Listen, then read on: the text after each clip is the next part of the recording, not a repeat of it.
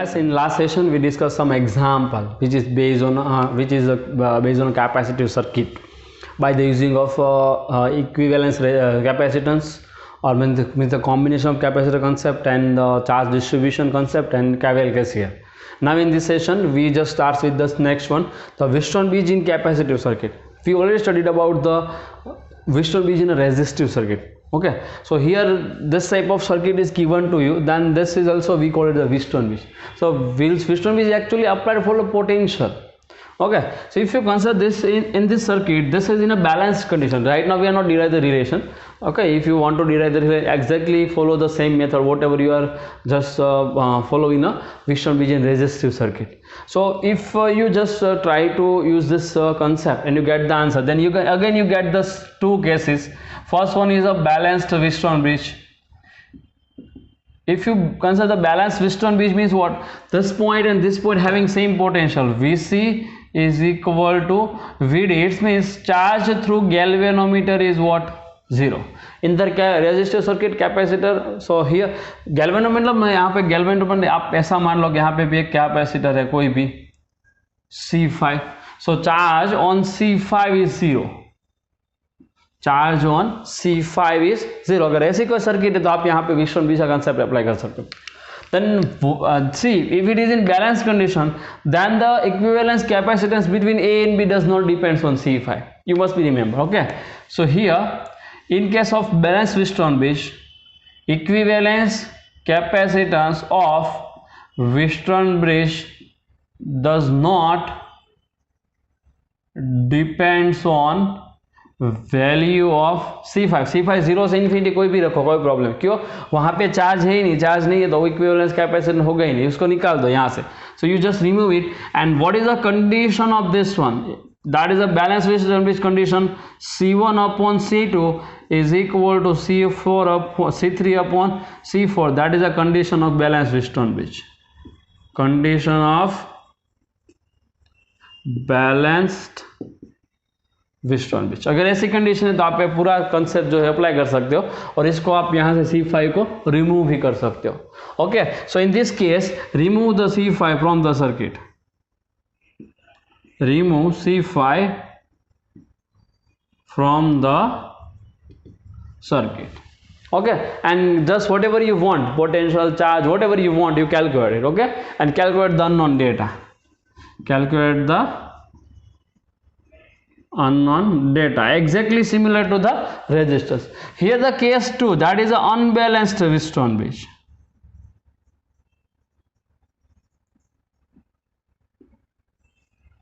If unbalanced Wheatstone bridge is given to us with this mode, that is meaning of what?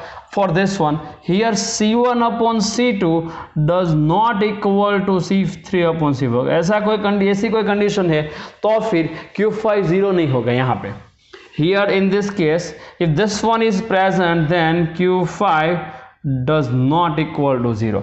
अगर Q5 उसमें 0 नहीं होगा तो unbalance Wheatstone bridge. Unbalance Wheatstone bridge को solve कैसे करते हैं? Exactly same as the resistance.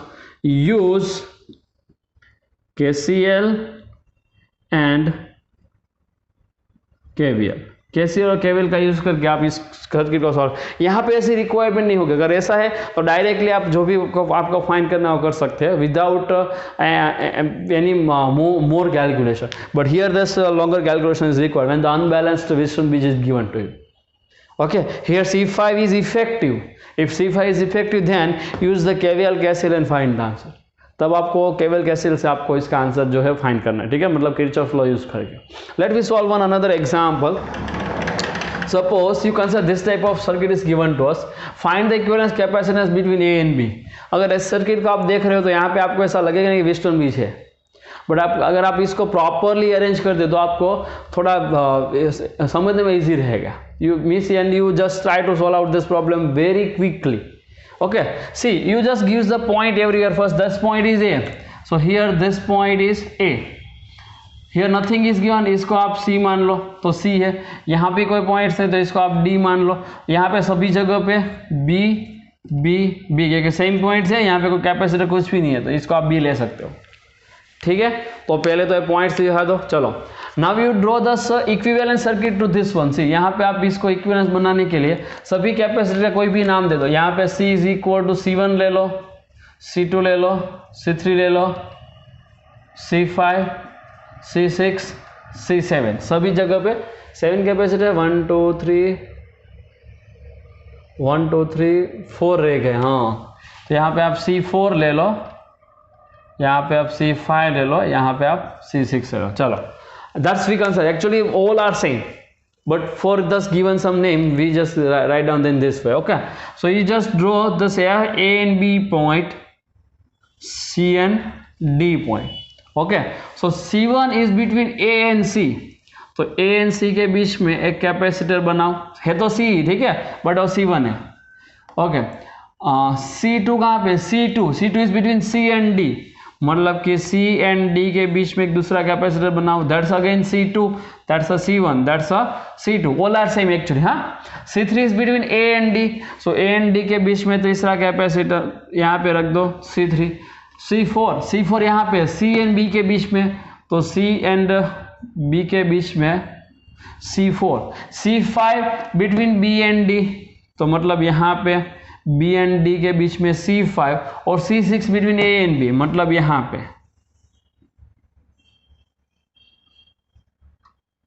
हो गया ऐसा। ये बैटरी नहीं है, कैपेसिटर ही है A and B के, आपको A और B के बीच का कैपेसिटर चाहिए। तो यहाँ पे ये सर्किट एग्जैक्टली जो है ऊपर की सर्किट उसमें कैपेसिटर आता है, तो मतलब कि इसको आप रिमूव करो। Why we remove it? Because C1 upon C2 is balanced Wheatstone, all are same, the ratio is 1. Okay, so इसको आप रिमूव करो तो इसकी इक्विवेलेंट सर्किट जो है कैसी बन जाएगी, देखो यहाँ पे A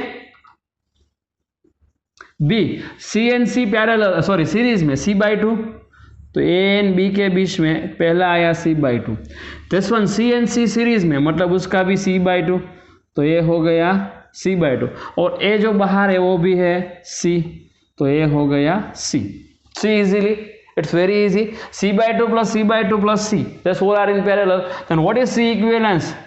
Here C equivalence is equal to C/2 plus C/2 plus C, C/2 plus C/2 C, C plus C 2C. That's the answer of the C equivalence of this circuit is what, 2C. So whenever this type of circuit is given to you, just using this nodal analysis and get this answer. Okay, मतलब आप सभी points को अलग से बना के इसे circuit आप क्रिएट करना के, मतलब you just try to draw this type of circuit. If it is create a Wheatstone bridge, then you apply this condition directly. Here why we remove it? Because it is a balanced Wheatstone bridge. Balance Wheatstone bridge है, उसको remove कर सकते हैं, ठीक है, exactly same as this.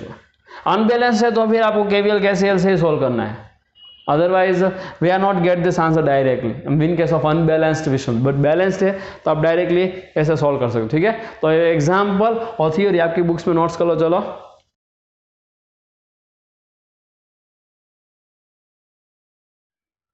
okay, let's come to this next one. Find C equivalence between the A and B, and this type of circuit is given to us. Okay, and this is called another form of Wheatstone bridge. इसको हम Wheatstone bridge का another form भी बोलते हैं। ये balance है कि unbalance वही फाइंड करना है पहले तो। ओके, चलो, बैलेंस है कि अनबैलेंस वो फाइंड करने के लिए आप यहाँ पे तो ये पॉइंट से ही यहाँ पे B है, यहाँ पे आप मान लो कि सपोज C है और यहाँ पे मान लो सपोज D है, कोई भी पॉइंट से हो, ठीक है। चलो,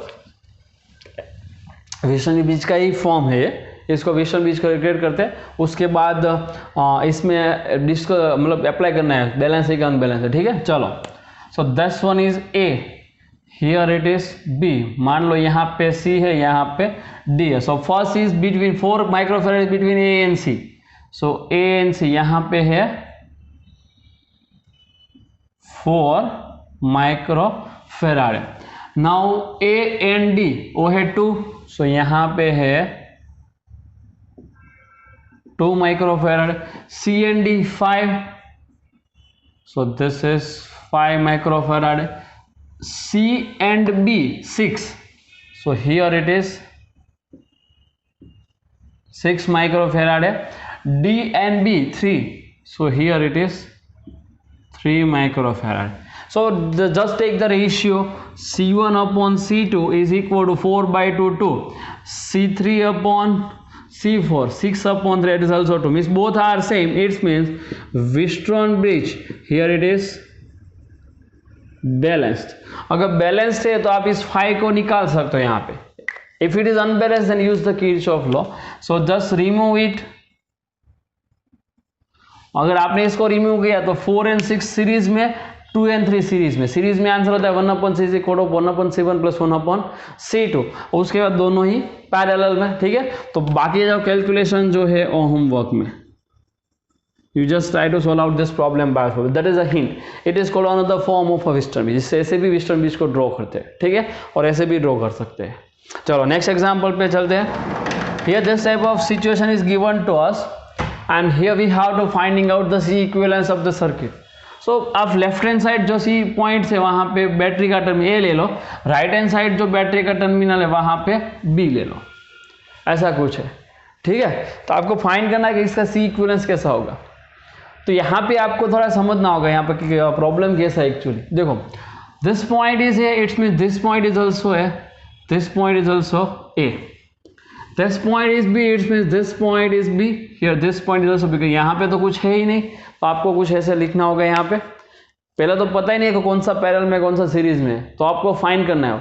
सो उसके अलावा एक और यहाँ पे एक और पॉइंट है, वहाँ पे आप सी ले लो. Here one another points and this one, this point, this everyone is same. It's supposed to be C. So you have a 3 points right now. Left hand side A, right hand side B and intermediate C. ऐसा कुछ है, एक intermediate point है C. तो A जो 3 microfarad A C B के A और C के बीच में, this one is also in between A and C. तो A and C के बीच में 2 कैपेसिटर है, एक 3 माइक्रोफेराड है और एक सेकेंड 3 माइक्रोफेराड है. Okay, now this 1 micro between A and B. तो A एंड B के बीच में एक और कैपेसिटेंस है and this one is actually which one, 1 microfarad है. ओके, दिस वन B और C 1 and 1 both are in somewhere here. So 1 microfarad है, 1 में. Now see, it is quite easy to solve out this problem. ये दोनों parallel में, series में, parallel में आप पूरा काम कर सको तो आपका सीक्वेंस मिल जाएगा. So the C equivalence it is in homework. Okay, C equivalence find करो, this answer you just calculate in homework. ठीक है, तो ये होमवर्क में कर लेना. ओके, यहाँ पे एक और भी क्वेश्चन ऐसे पूछ सकते हैं अगर पूछना है. मान लो कि यहाँ पे कुछ है 100 volt. Suppose you can say here it is what 100 volt.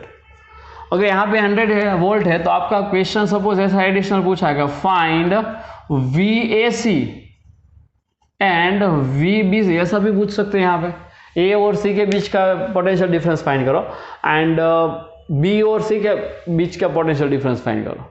तो ऐसा है तो आप वो भी फाइंड कर सकते हो. यहाँ पे इन 2 पॉइंट्स का पोटेंशियल डिफरेंस, इन 2 पॉइंट्स का पोटेंशियल डिफरेंस, ऐसा फाइंड कर. तो यहाँ पे चार्ज फाइंड कर लो सिर्फ. सो Q V हो जाएगा Q/C.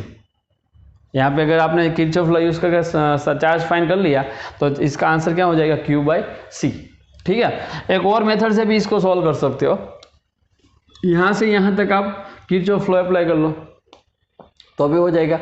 ठीक है, तो एक एडिशनल क्वेश्चन है जो मैं आपको होमवर्क में फिर से दे रहा हूँ. यहाँ पे यूज KVL और KCL, जो भी आपको KCL से भी हो सकता है, उससे भी प्रॉब्लम नहीं. ठीक है, पहले ऐसा सी इक्विवेलेंस फाइंड करो. यहाँ पे V कितना दिया है 100 वोल्ट. तो टोटल यहाँ से अगर Q जा रहा है, यहाँ पे टोटल Q जा रहा है, तो Q का आंसर क्या होगा, Q is equal to C equivalence into V. पहले यह फाइंड कर लो. ठीक है, यहाँ पे देखो 2 ब्रांच बन रही है, ऐसे यहाँ पे जा रहा है, वैसे यहाँ पे 2 ब्रांच बन रहे हैं. 3 सेम है, 1 सेम है. मतलब यहाँ से यहाँ जितना जा रहा है उससे यहाँ पे हाफ जा रहा है. मतलब यहाँ पे अगर आप टोटल Q जाने दे रहे हो तो यहाँ पे Q1/2 ले लो, यहाँ पे Q1/2 ले लो और यहाँ पे Q2 ले लो. यहाँ पे भी दोनों सेम ही है, यहाँ पे भी दोनों सेम ही है. तो यहाँ पे भी कितना जाएगा Q1/2, यहाँ पे भी कितना जाएगा Q1. यहाँ से टोटल Q1 हो गया, फिर से 2 ब्रांच बनाओ तो ऐसा ही कुछ हो गया. और टोटल Q कितना हो जाएगा, this Q is equal to Q1 + Q2.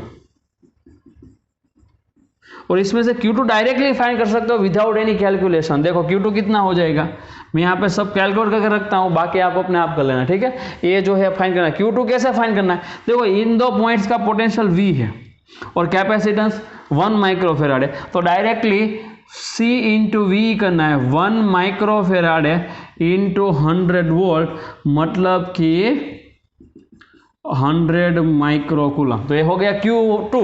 Q1 इसका पहले C इक्विवेलेंस फाइंड, इतना ही, इतना C इक्विवेलेंस फाइंड करके Q2 फाइंड कर लो। तो Q2 का सॉरी ये तो Q1 सॉरी, तो Q1 कैसे फाइंड कर सकते हो, इसका C इतना ही C इक्विवेलेंस, तो 3 and 3 6 and 1 and 1 2, 6 and 2 series में, उसका जो भी आंसर आता है वो यहाँ पे रख दो और उससे मल्टीप्लाई भी करो, तो Q1 मिल गया, Q2 मिल गया, miss everything you get.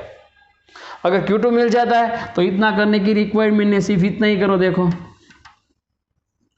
Q1 is equal to Q minus Q2, ऐसे करके भाई Q1 मिल, यहाँ पे Q मिल गया मतलब पोटेंशियल डिफरेंस मिल गया। V is equal to Q1 by C करना है, यहाँ पे भी चार्ज Q1 है, यहाँ पे भी चार्ज Q1 है, तो VAC का आंसर क्या होगा, यहाँ पे V कैसे KVL से आपको घर पे करना, ठीक है, मैं कॉम्बिनेशन से कर रहा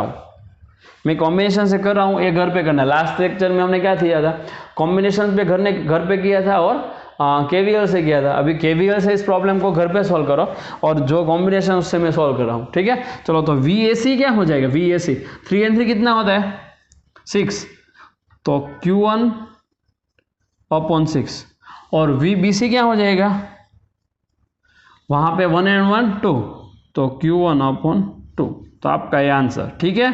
चलो दोनों ही आंसर आप मतलब आप फाइंड कर लेना, इस तरह से सॉल्व कर सकते हो। तो पूरा एग्जाम्पल आप होमवर्क में लिख लो, ठीक है, होमवर्क में करना है और ये मेथड से भी आपको घर पे सॉल्व करना है। KVL के KCL का यूज़ करके भी इसको सॉल्व कर सकते हैं, कॉम्बिनेशन का भी यूज़ करके इसको सॉल्व कर सकते हैं, ठीक है।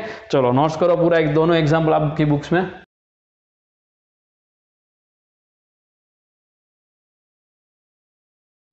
Guys, comes to this next one, the symmetrical capacitive circuit. So in the case of symmetrical circuit, if we consider any symmetrical circuit, then we apply the same rule as we just apply the different rules in case of resistance circuit. Okay, so here we just using the same one, perpendicular axis symmetry, और यहाँ पे हम लिख सकते हैं mirror symmetry. Mirror symmetry generally use at a junction. Okay, अगर आप perpendicular axis symmetry use करते हो तो परपेंडिकुलर लाइन पे V कैसा होगा, सेम होगा, ठीक है। और सेकंड यहाँ पे हम क्या यूज कर रहे थे, पैरेलल एक्सिस सिमेट्री, इसको हम बोलते हैं फोल्डिंग सिमेट्री, फोल्डिंग सिमेट्री। इस पे क्या होगा, दस potential on the both side of the axis is same. यहाँ पे potential on the line is same, V same on line, और यहाँ पे V is same on both side is same. ऐसा कुछ हमने मतलब रूल रेजिस्टेंस सर्किट में सीखा था, यहाँ पे भी यही अप्लाई होगा। और अगर ऐसी कोई परपेंडिकुलर पैरेलल नहीं है तो भी हमने सिमेट्रिकल सर्किट में जो सीखा था यहाँ पे भी ऐसा ही अप्लाई होता है, ठीक है। मतलब पोटेंशियल डिस्ट्रीब्यूशन का जो केस आता है सिमेट्रिकल सर्किट में, वो भी यहाँ पे कैपेसिटेंस में भी यूज होता है। So everything whatever you are studied about the symmetrical circuit in resistance, you apply the whole this rule in the capacitor also. So यहाँ पे एक प्रॉब्लम सॉल्व करते हैं, बाकी सेम प्रॉब्लम आप रेजिस्टेंस में जितने सीखे थे उतने ही प्रॉब्लम यहाँ पे भी सॉल्व कर सकते हो, ठीक है। सो ड्रॉ दस one line may be parallel may be perpendicular here. तो यहाँ पे अगर आपने काउंट किया तो A और B यहाँ पे है, तो this circuit is same on left hand side and right hand side. If you see the circuit then the circuit is left hand side and right hand side, both the side is same. तो यहाँ पे अगर आपने एक line बनाई तो ये क्या हो जाएगी, परपेंडिकुलर लाइन। अगर कोई कैपेसिटर परपेंडिकुलर लाइन पे तो उसका पोटेंशियल सेम होगा, मतलब ये कैपेसिटर देखो परपेंडिकुलर लाइन, यहाँ पे आप C लेते हो, यहाँ पे आप डी लेते हो तो आंसर क्या होगा यहाँ पे VC is equal to VD means the charge on this capacitor is 0. It's means this is not a part of circuit. You just remove this capacitor from the circuit. So अगर ये दोनों same है तो यहाँ पे जो capacitor उसको remove करो. So remove the capacitor. तो यहाँ पे आप इसको निकाल दो. तो अगर इसको आपने निकाल दिया सर्किट में से तो आपकी सर्किट जो है काफ़ी सिंपल बन जाएगी और आपका प्रॉब्लम इजीली सॉल्व हो जाएगा. So this one is A, this one is B. Then यहाँ पे कैपेसिटर है A, तो यहाँ पे भी कैपेसिटर है.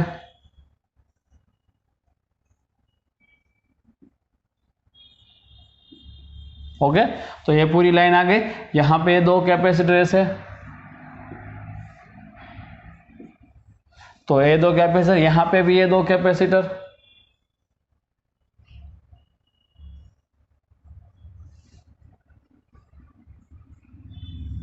तो ये दो कैपेसिटर है, इसको निकाल दिया, इसको नहीं. तो अभी ये काफी सिंपल हो गया. देखो this is very easy to solve out this. These two are in series, parallel, series, this series and whole are in parallel.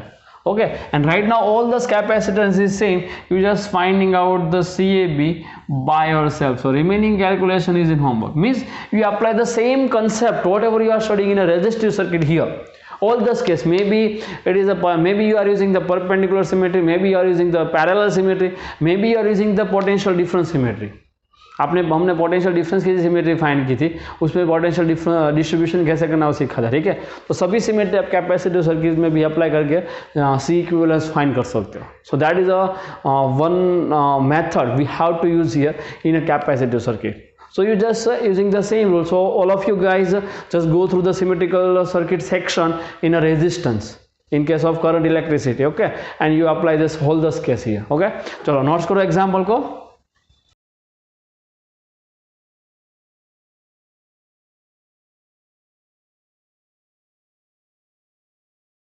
Guys, let's come to the next type of problem, and that is the infinite ladder problem. We solve this type of problem in a resistive circuit also. We apply the same concept, no change. Okay, this is the infinite ladder is given to us for a capacitive circuit. So what we studied during this previous one, at the time we studied this, we remove this whole this network except one loop. Except one loop. So you remove this whole this network except one loop. तो यहाँ पे ऐसे आप देखोगे यहाँ पे loop की symmetry है. So you just remove this whole network. आपने पूरा नेटवर्क जो है कैसा कर दिया, रिमूव कर दिया. Okay, you consider suppose this CAB equivalence is suppose to be x. इसके बीच का इक्विवेलेंस कितना है x. तो मतलब पूरी सर्किट को आपको x से रिप्लेस करना है. Okay, there is an infinite ladder. It means if you add one loop or remove one loop, there is no problem. Okay, so except one loop, you remove the whole the circuit by x. So what is your finally your circuit is becomes like this. So finally this point is A, this point is B. Here this 2 microfarad. Here it is a 1 microfarad. It's collected like this. Okay, and this 2 point, this whole network replaced by x. तो यहाँ पे आपने equivalence resistance x से इसको replace किया. Actually what is the equivalent resistance between this A and B? So between the A and B equivalent resistance is x. So ये दोनों किस में है, पैरेलल में. So what is this equation in parallel? So इसका equivalence resistance sorry capacitance हुआ x + 1. ये दोनों किस में है, सीरीज में. ये दोनों सीरीज में है तो इसका इक्विवेलेंस रेजिस्टेंस है x. तो आंसर सीरीज में क्या होता है, तो CAB is equal to C1 C2 upon C1 plus C2 equivalence capacitance in series. You just give us the answer in this way.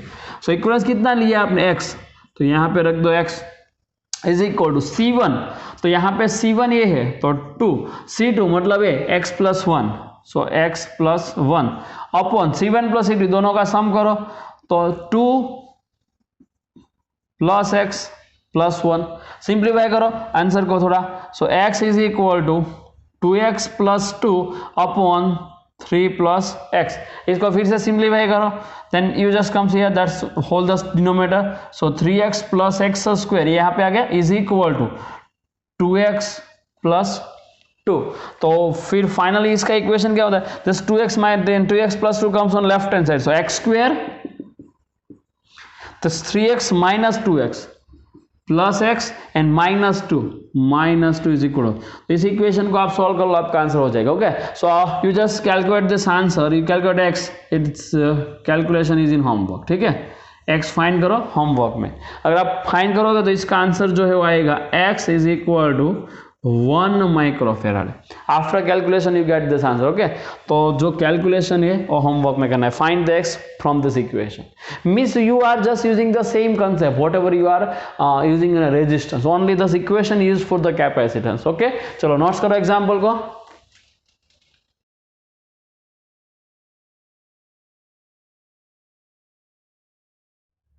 Okay guys, let's come to the next type of problem, that is the switching problem. In this problem you must be apply this rule properly. Okay, otherwise you will not get this correct answer. And when you understand this problem properly, how to solve this, you just consider that where is the switch is given actually. जहाँ पे switch है वो condition को आपको answer कर, उस means based on this you apply the some rules.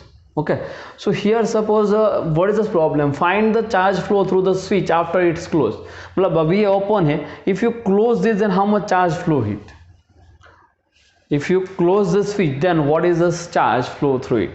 If the switch is open, if the switch is open, अगर ये स्विच कैसी है, ओपन है, then the charge does not flow through it, then here this battery is ineffective, only the charge is flow in this circuit. And right now consider it, suppose steady state condition. So after you just closed it, some charges flow through here and flow through like this, or maybe flow through here. It depends on situation. ऐसे भी पास हो सकता है, ऐसे भी पास हो सकता है. यहाँ पे पॉजिटिव टर्मिनल है तो मानो कि आप यहाँ से कर चार्ज आ रहा है, कुछ चार्ज यहाँ पे गए, कुछ चार्ज यहाँ पे गए, तो आप इस डायरेक्शन में करंट चार्ज जो है वो मान लो कि फ्लो हो रहा है. If your direction is wrong, your answer is negative. So don't worry about this. But you correct answer for in magnitude. Okay. So consider, suppose after closing the switch, if you close the switch, some charge is flow through here. That's a Q. Some charge flow through, means whatever the charge flow through the switch, the same charge is flow through this 2 microfarad because this both are in series. तो यहाँ पे भी कितना charge flow होने वाला है, क्यों ही flow होगा. तो यहाँ पे आप पोटेंशियल डिफरेंस का यूज करके आप फाइंड कर सकते हो पूरा आंसर.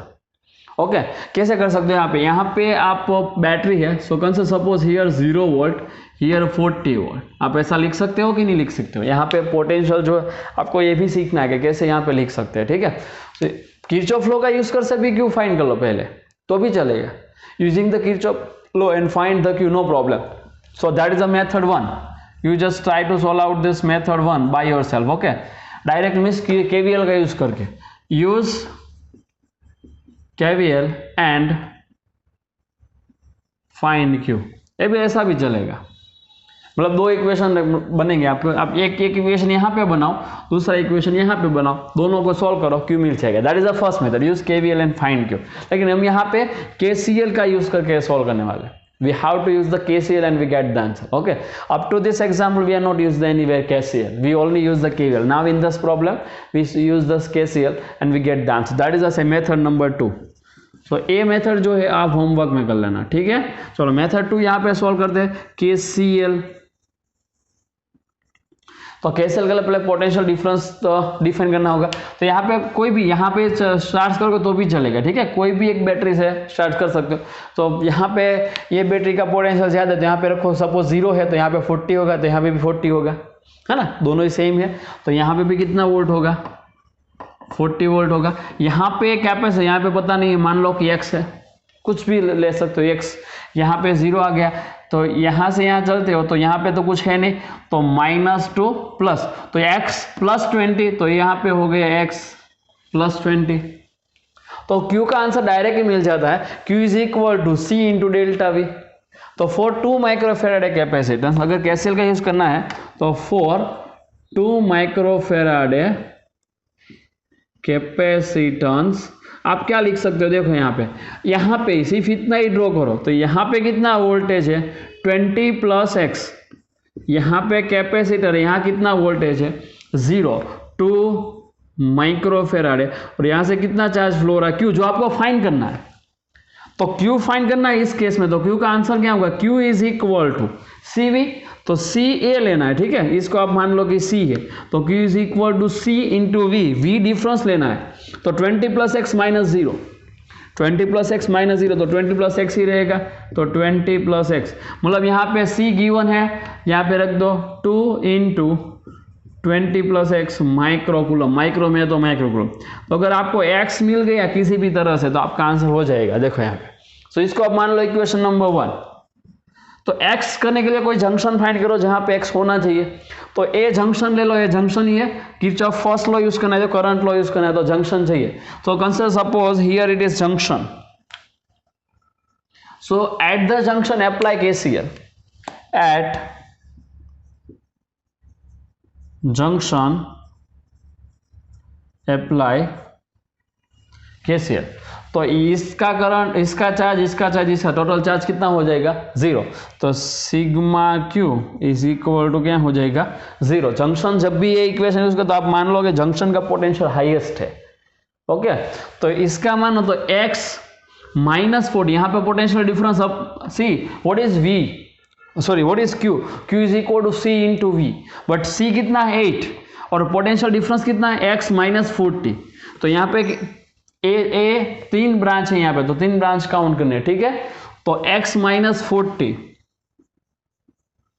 पहले x minus 40 into 8, so into 8, यहाँ पे चलो तो x minus 0, so plus x minus 0, उसका कैपेसिटेंस 4, तो उसका कैपेसिटेंस 4, और यहाँ का चार्ज कितना है Q, यहाँ का चार्ज कितना है Q है ना, देखो यहाँ पे प्लस Q है, तो plus Q is equal to 0, मैंने यहाँ पे चार्ज ही लिखा है, सो Q1 plus Q2 plus Q, ऐसा ही लिखा है मैंने, बट Q1 में पोटेंशियल डिफरेंस सब कुछ था, यहाँ पे पोटेंशियल सब कुछ था, यहाँ पे नहीं था, तो मैंने ऐसे लिख दिया। अब Q की जगह पे भी रख सकते हो कि नहीं, देखो यहाँ पे Q की जगह पे 2 इंटू 20 प्लस एक्स, तो यहाँ पे और रख दो, तो आपका आंसर कुछ मतलब एक ही अननोन रहेगा, बाकी सब नोन हो जाएगा यहाँ पे। चलो तो यहाँ पे Q की जगह का इक्वेशन नंबर 1 रख दो, तो आंसर क्या हो गया, x minus 40 into 8 plus x minus 0 लग, यहाँ पे नहीं रखो तो भी चलेगा, तो x into 4 plus you just replace the Q by this equation, so 2 into 20 plus x is equal to, देखो यहाँ पे x अननोन है, बाकी सब नोन है, सो फाइंड x, यहाँ पे x फाइंड करो, x जैसे ही मिलता है इक्वेशन 1 में रख दो, Q मिल जाएगा, so put the value of x in equation number 1, put the value of x in equation 1 and find Q, जो आपको यही चाहिए था, देखो यहाँ पे after closing the switch how much charge flow through it, तो यहाँ से Q ही फ्लो है, तो Q फाइंड करना है तो आप मिल जाएगा, ठीक है। तो किरचॉफ वोल्टेज लो, मतलब यहाँ पे Q1 आ रहा है, Q जा रहे से मान गए, चलो कि यहाँ से कोई चार्ज आ रहा है, 2 लूप्स चूज करो, लूप में KVL अप्लाई करो, दोनों इक्वेशन को सोल्व करो, आपका आंसर मिल जाएगा। सो that is the first one, here it is the second one, okay. चलो इस एग्जाम्पल को नोट करो, उसके बाद सेकेंड एग्जाम्पल पे चलते हैं।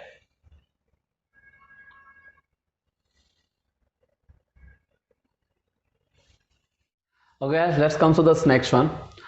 Find the charge flow through the switch after closing it. मतलब यहाँ पे स्विच है, से 2 बैटरी है, 2 कैपेसिटर है। So before closing, this one is not switch is open. This one is our one single loop here. But if you close the switch here, this one and this one both are comes into the this capacitor comes in parallel with this battery and this capacitor parallel with this battery. क्योंकि यहाँ पे आपने short circuit कर दिया, ठीक है। ऐसे यहाँ पे अगर आपने स्विच को क्लोज किया तो आपको फाइंड करना है कि यहाँ पे कितना चार्ज जो है फ्लो होगा।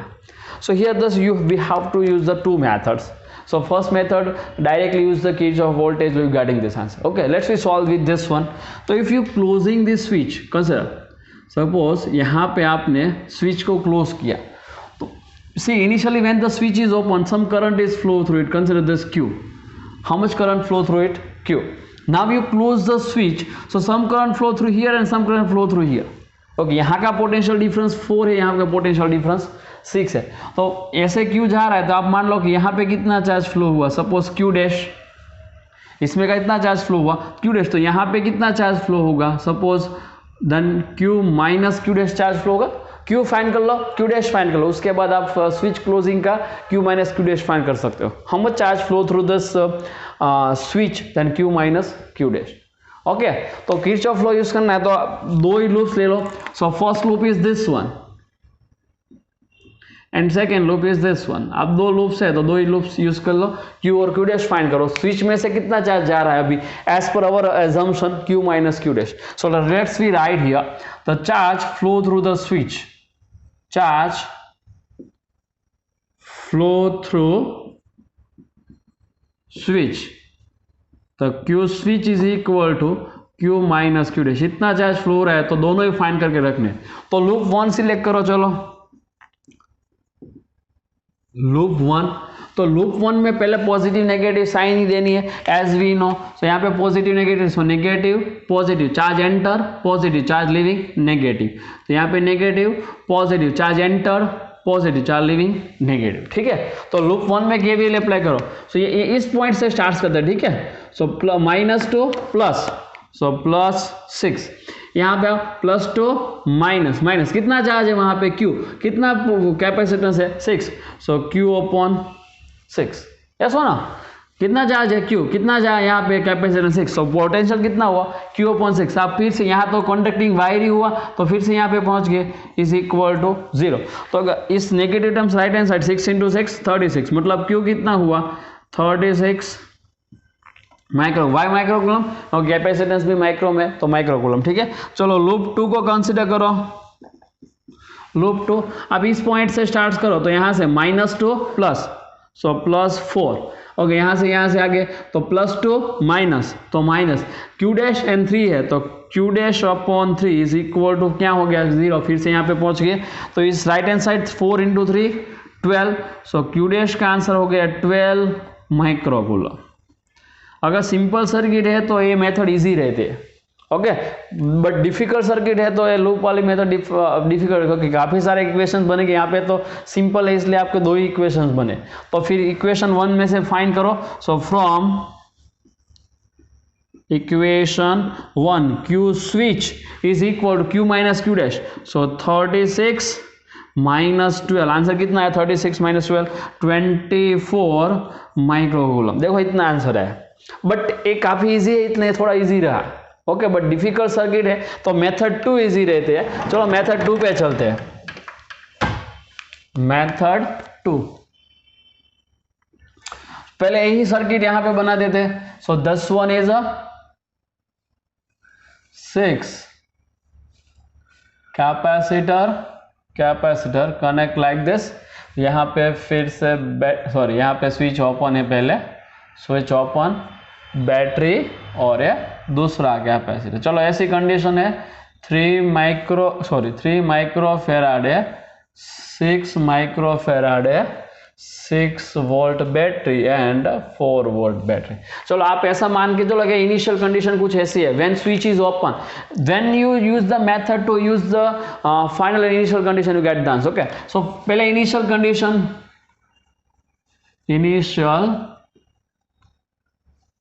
कंडीशन, चलो इनिशियल कंडीशन आप ले रहे हो तो क्या होगा, देखो यही इनिशियल कंडीशन है तो यहाँ से अगर आपने ऐसे यूज किया तो फिर ये तो है ही नहीं, तो 6 और 3 ऐसे कैपेसिटेंस ही है, 6 और 3 कैसे कैपेसिटेंस, यहाँ पे 2 बैटरी है।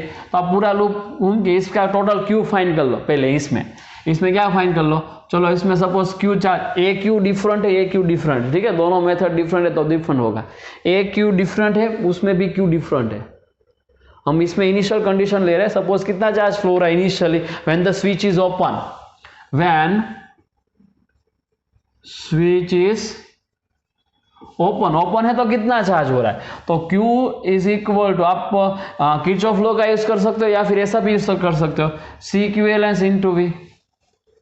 ओके, तो फिर 4 और 6 दोनों की डायरेक्शन में कितना है, वह 10 हुआ, तो ये हुआ 10। C इक्विवेलेंस का आंसर कितना आता है, C1 C2 upon C1 plus C2, क्योंकि अब किस में है, सीरीज में है, तो 6 × 3 अपॉन 6 + 3 ऐसा होगा। 6 × 3 18 डिवाइड बाई 9 2 × 10, सो मतलब Q की पहला कितना था 20 माइक्रोकूलम था when the switch is open. मतलब क्या हुआ कि यहाँ पे +20 है, यहाँ पे -20 है, यहाँ पे भी +20 है, यहाँ पे -20, ऐसा कुछ था इनिशियल कंडीशन है। यहाँ पे +20, यहाँ पे -20 है, यहाँ पे +20, यहाँ पे इनिशियल ऐसा था। Now you just this close the switch, so final condition switch is closed। Okay, अगर आपने स्विच को क्लोज किया तो देखो क्या होगा, you just understand it properly. Okay, अगर आपने स्विच को क्लोज किया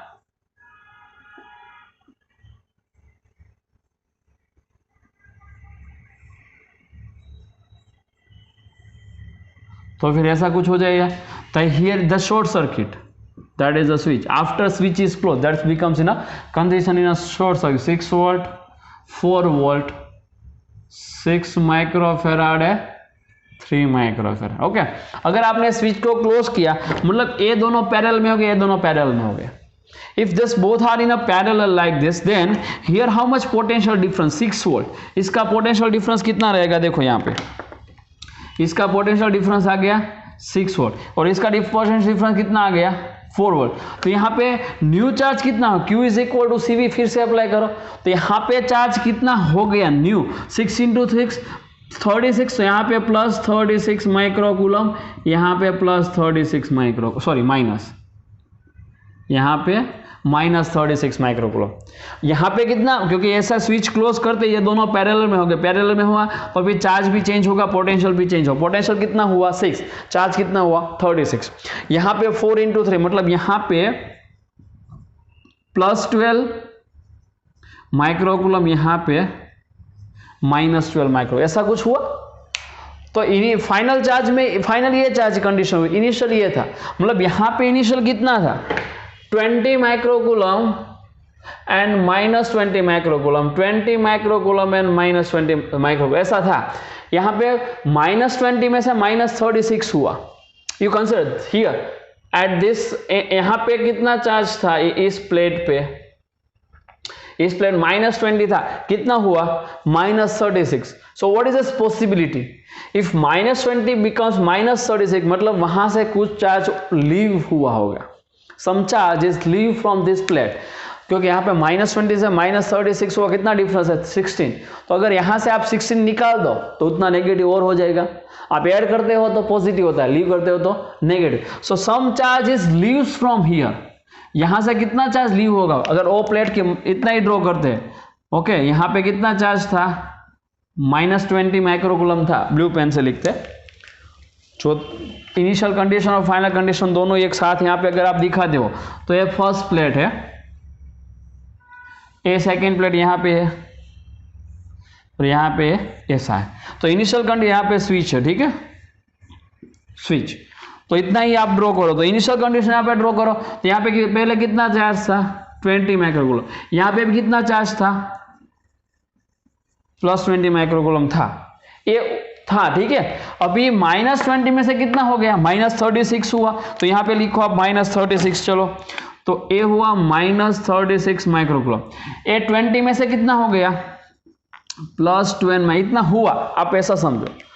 तो अगर इस प्लेट में से कुछ लीव हुआ होगा यहाँ से चार्ज, यहाँ से कितना चार्ज लीव हो सकता है, तो फिर तो -30, तो 16 माइक्रोकूलम इसको लीव करो, मतलब -20 था और 16 आपने ले लिया तो उतना नेगेटिव हो जाएगा वहां पे। तो -20 में से 16 निकाल दो, कितना हुआ -36 हो जाएगा। अब ऐसे भी काम करो, -36 है और इतना उसमें ऐड कर दो, फिर से -20, मतलब टोटल चार्ज सेम रहना चाहिए। टोटल चार्ज कैसा रहना चाहिए, सेम रहना चाहिए। तो इनिशियली -20 था तो फाइनली -20 होगा। देखो -36 + 16 करो, +16 तो ऐसा इतना हुआ। यहाँ पे इनिशियल कितना था, इसमें से ये हुआ, ठीक है, और यहाँ पे इसमें से ये हुआ 20 था और 12 हो गया, मतलब +20 था +12 हुआ, तो वहां से भी कुछ लीव हुआ होगा 8 माइक्रोकूलम। इसका डिफरेंस निकालो, +20 था 12 हो गया, कितना डिफरेंस है 8। अगर यहाँ पे देखो, यहाँ पे सपोज 24 आया होता मे बी, तो फिर यहाँ पे +20 मतलब वहां पे कुछ ऐड करना हो तो आपको ऐड करना होगा। यहाँ पे लीव हुआ तो लीव करना है, ठीक है। वो डिपेंड करता है चार्ज कितना होता है।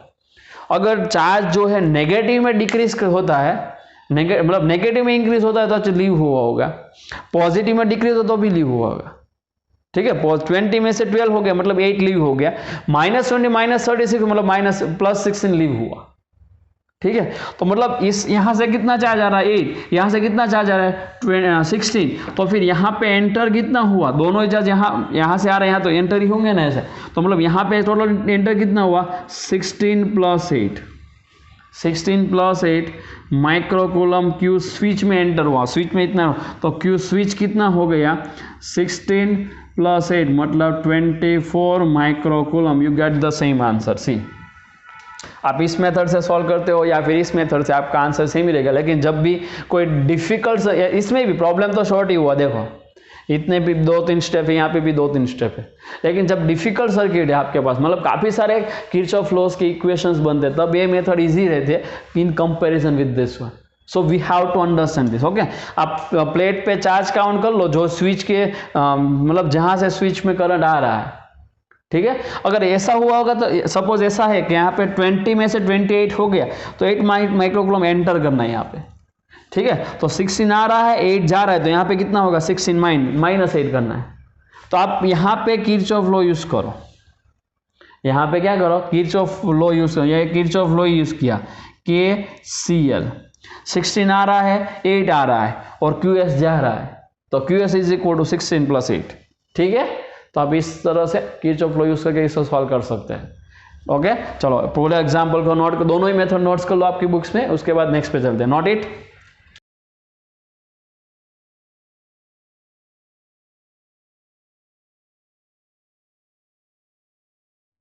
Okay, let's come to this next problem. Find the charge passing through the battery and switch. यहाँ पे दो प्रॉब्लम्स है, बैटरी में से चार्ज फाइंड करना है और स्विच में से चार्ज फाइंड करना है आफ्टर क्लोजिंग द स्विच।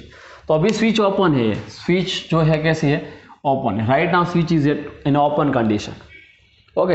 तो इनिशियली चार्ज कितना वो फाइंड कर लेते पहले इसमें। चलो इनिशियली इसमें सपोज क्यू चार्ज फ्लो हो रहा है इनिशियली, तो ये क्यू कितना होना चाहिए, then this charge Q is equal to, क्या लिख सकते हो आप, C इक्विवेलेंस इनटू V। तो पूरे सर्किट का सीरीज कितना होगा, ये दोनों पैरेलल में और ये दोनों सीरीज में, क्योंकि अभी स्विच ओपन है तो ये है ही नहीं, ऐसा मान लो, ओके। तो फिर आंसर का पैरेलल में क्या होता है 10, तो इसका आंसर हो गया 10, क्योंकि समेशन ही होगा, और दोनों सीरीज में मतलब C1 C2 यूज करो, तो इसका आंसर होगा C1 C2 upon C1 + C2 into V। तो Q का आंसर हो जाएगा C1 C2 5 A 10 है, A 5 है, सो 10 × 5 अपॉन C1 + C2, सो 10 + 5 इनटू V मतलब 90, सो 10 + 5 15, ओके, एंड 10 × 5 50। तो आंसर क्या होगा 50 अपॉन 15 इनटू 90, कुछ ऐसा हुआ। तो कैंसल आउट करो, तो 5 3 जा और 15 6 जा, ऐसे भी लिख सकते हो, 15 × 6, टोटल Q कितना हो गया, चलो। So Q is equal to 5 × 6, so 300 microcoulomb हो गया इनिशियल चार्ज कितना हो गया 300। मतलब कि अगर आप यहाँ पे ड्रॉ भी करते हो इनिशियली, सो इनिशियल कंडीशन यहाँ पे ड्रॉ कर रहा हो, फाइनल कंडीशन अलग से ड्रॉ कर, ठीक है। इनिशियल कंडीशन,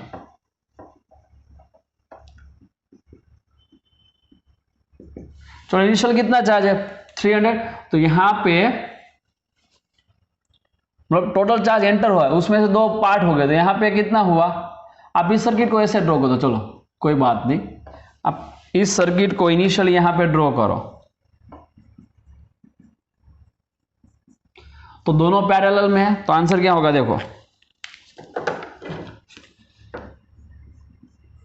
A5 और यहाँ पे बैटरी, स्विच तो ऐसे ही है ओपन, उसमें कोई चेंज नहीं है, तो 10 माइक्रोफेराड एंड 5 माइक्रोफेराड ऐसा है। इनिशियल कंडीशन यहाँ पे अगर ड्रॉ करते हो तो यहाँ पे कितना चार्ज होगा +300 है ना, +300 यहाँ पे कितना होगा -300, यहाँ पे भी ऐसा ही होगा +300 -300, दैट्स इनिशियल सिचुएशन।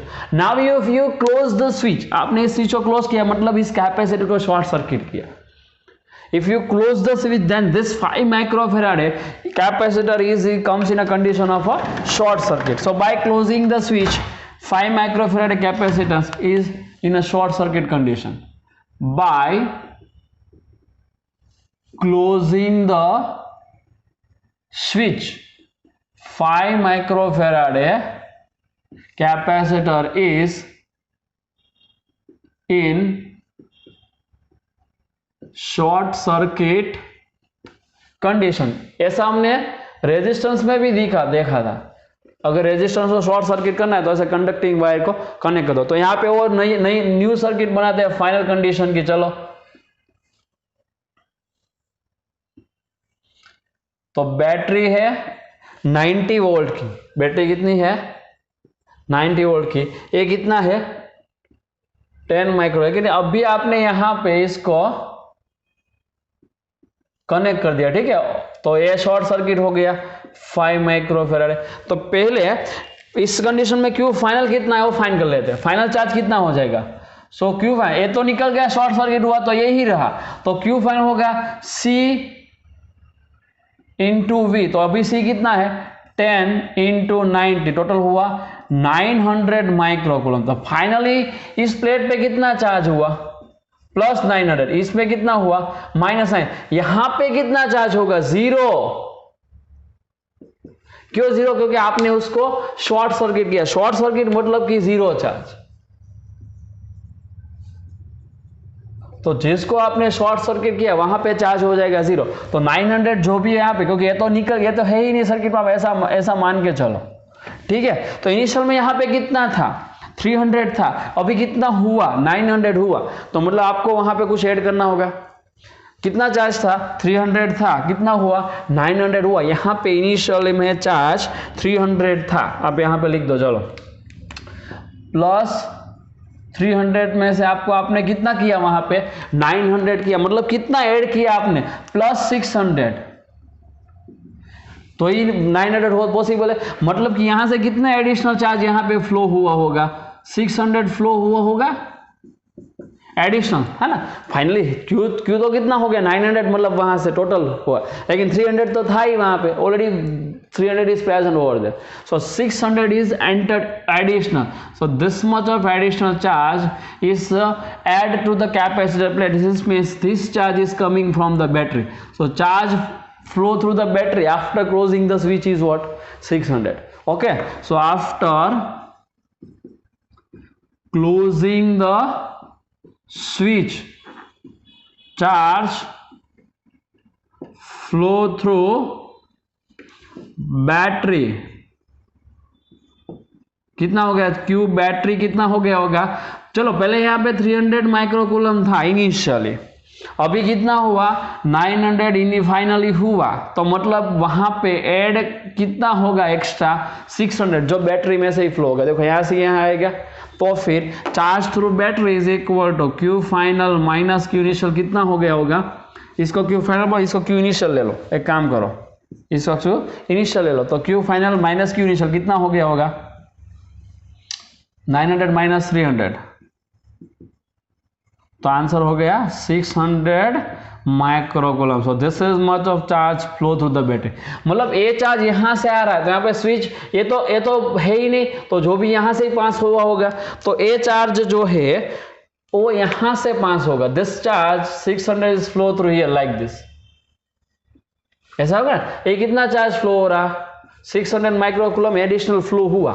और इस पे चार्ज 0 हुआ. मतलब यहां पे पहले 0 नहीं था, 300 था. सो ये पहले यहां पे कितना था? प्लस 300 था. यहां पे पहले कितना चार्ज था? प्लस 300. यहां पे कितना था? माइनस 300. तो यहां पे 0 हो गया. उसका मतलब ये जो 300 है वो भी यहां से यहां चला गया. प्लस 300 जो है ऐसे करके यहां पे माइनस 300 में चला गया. तो प्लस 3 माइनस 3 कितना हो गया? प्लस 300 माइनस 300 0 हो गया. तो मतलब एडिशनल इतना चार्ज यहां से तो फ्लो हुआ ही हो गया. देखो यहां पे ऐसे हो गया. तो 600 ए फ्लो हो रहा है और 300 ए फ्लो हो रहा है. टोटल कितना हुआ? 900. तो after closing the switch, the charge flow through the switch. Okay, charge flow through switch अगर आपको फाइंड है तो क्यू स्विच कितना हो जाएगा, से बैटरी का चार्ज तो यहां से फ्लो हुआ ही, एडिशनल जो है वो ये 300 भी फ्लो हुआ, मतलब 600 plus 300 900 microcoulomb charge is flow through the switch after closing it. Okay, तो ये आपके आंसर रहेंगे। तो अगर ऐसी कोई कंडीशन आपको गिवन है तो इसमें इनिशियल फाइनल कंडीशन से आप इस टाइप का कोई भी प्रॉब्लम इजीली सॉल्व कर सकते हो। ठीक है, चलो पूरा एग्जाम्पल है आपकी बुक्स में, नोट्स कर लो।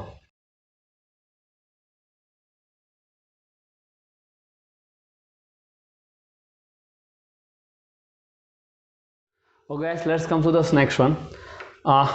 Here the question is what? Find the work done by battery after closing the switch. I'm just taking the same example, whatever we have solved the previous one. Okay. For more on मतलब ऐसे questions जो भी आपको पूछते क्यों आते हैं, मतलब ऐसा कोई questions आते हैं तो मतलब तो पहले तो वही theory यूज करनी है कि पहले कितना चार्ज फ्लो होगा। ठीक है, so as we already discussed this example, so if you close the switch, if you close this, then how much additional charge flow through the battery? That's a QB. So after closing the switch, the charge flow through the battery, charge flow through battery पहले find कर लो। Okay, सो QB कितना हो जाएगा, QB is equal to हो जाएगा अभी जो answer मिला था वही 600 माइक्रोकूलम, ऐसा हमने ऑलरेडी सॉल्व किया प्रीवियस एग्जांपल में, तो डायरेक्ट लिख रहता हूं यहाँ पर। तो बैटरी के वर्क कितना होगा, work done by battery, so work done by battery कितना हो जाएगा, work done by battery answer होता है Q बैटरी इनटू V, ऐसा लिख सकते हो। या फिर Q बैटरी ओरिजिनल आपको क्या मिला, Q बैटरी इज एक्चुअली क्या है, delta Q is equal to Q final minus Q initial, यही हुआ। तो आप यहाँ पे भी लिख सकते हो is equal to delta Q into V और Q बैटरी इंटू V, दोनों ही सेम है। तो आप मतलब ऐसे प्रॉब्लम इसलिए भी आप सॉल्व कर सकते हो। ठीक है, तो पहले Q बैटरी जितना मिला था रख दो, यहाँ पे कितना मिला 600, V कितना है 90, इसका कैलकुलेशन करो, जो भी आंसर आता है माइक्रो जूल में होगा। ठीक है, क्योंकि चार्ज माइक्रो में, तो इस तरह से आपका आंसर रहेगा। इसमें हीट भी फाइंड करना पूछ सकते हो, तो हीट का आंसर क्या होता है,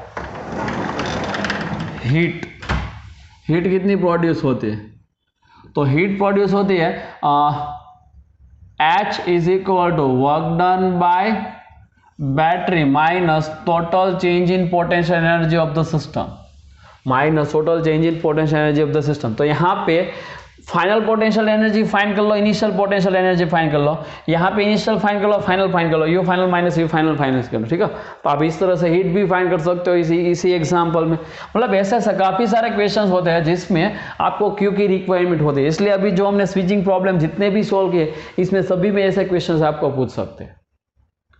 ठीक है, total work done by battery minus total change in potential energy of the system, ऐसा फाइंड कर लो तो आपको आंसर जो है वो हीट का मिल जाएगा। ठीक है, तो आप इसमें हीट का जो भी आंसर है फाइंड कर सकते हो इस तरह से।